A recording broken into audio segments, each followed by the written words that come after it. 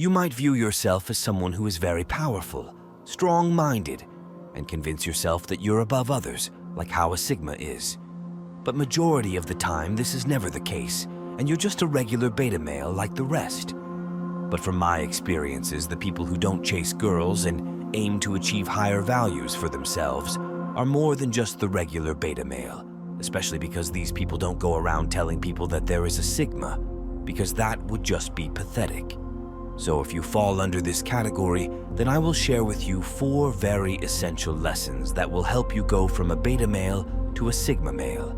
It's worked for me, and as long as you stick till the very end, these lessons will be effective for you. The first lesson is the easiest.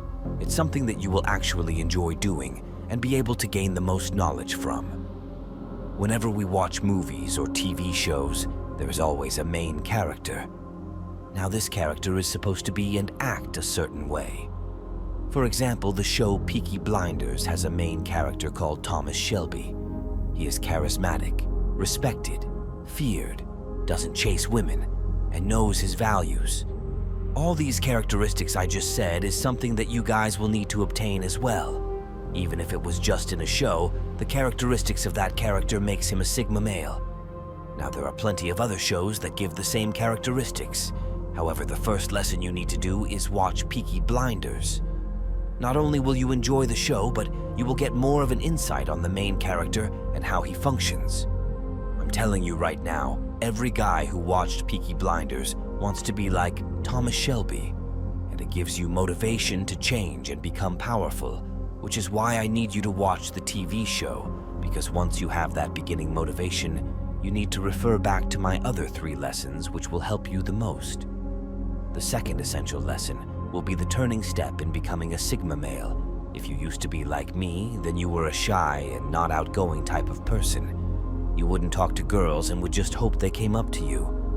But unfortunately, that is almost never the case. When people see that you're someone who doesn't care about people's opinion, they have more respect for you, because our first thought is what others think about us. But that will just bring you down and keep you as a beta male. So the next lesson you need to start applying is going out of your comfort zone. Because once you do, you'll build some serious confidence, which is important. And soon you'll start going up to girls and becoming more confident with that. Guys will even start to look up to you and take your advice on things. For example, in my friend group, I'm the only one who can talk to women very well and flirt with them. There would be times where a bunch of girls would be near us and I went up to them and eventually got all of us to talk with one another. That was something my friends could never do, and because I did that and went out of my comfort zone, they viewed me as a high-value man. By now, you've learned 2 essential lessons, and I'm only halfway. The last 2 are the most important. So the third lesson is what's going to apply once you go through an emotional state. And until then, you need to strengthen your mind in order to prevent an outcome that we don't want happening.